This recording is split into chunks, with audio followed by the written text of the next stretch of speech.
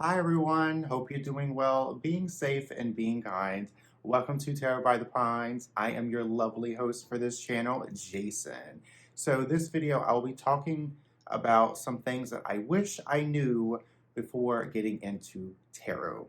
The tarot sphere is, when you start digging into it, it is massive, and I figured I would discuss some things that I wish I knew before, of course, getting into tarot. So the first one that I want to talk about is the tarot bug exists. And what I mean the tarot bug is when you start looking at decks, you start to really want these decks. So therefore the tarot bug really bites into you and it doesn't let go. So what I also mean by this, when I started collecting decks or buying decks in 2020, and we all know how 2020 was, we were stuck at home and we were basically online shopping, and I had purchased, I think, at least 20 or 25 decks. It may have been more, but it was definitely in that range, and it was quite a lot. Even though I have been into tarot since 2019, 2020 is when it really had taken off.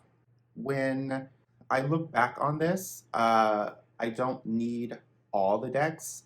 I decided to decipher my wants versus my needs, and therefore I don't need all of these tarot decks.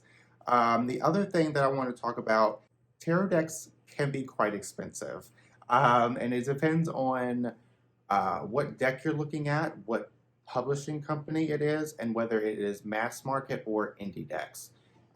Generally, tarot decks are, if they are mass market, it could be fairly cheap to moderate price, about $20 to $25. And when you get into indie decks, which is decks that are created by independent artists, they can be very expensive. I haven't purchased a deck that was over $60, but they definitely do exist out there. The third thing I want to talk about, since you are getting into tarot and you have a tarot deck, realize that it will take time to learn all 78 cards and their meanings.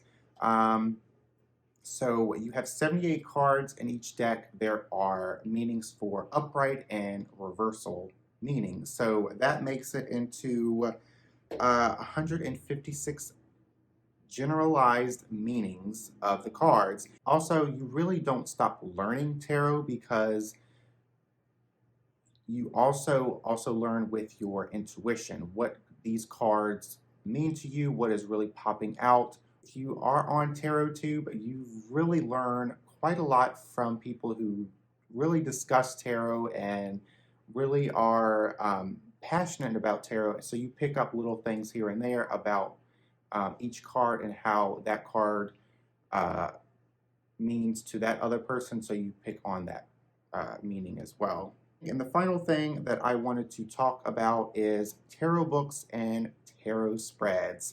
I do have quite a few tarot books, and I have one or two books about tarot spreads.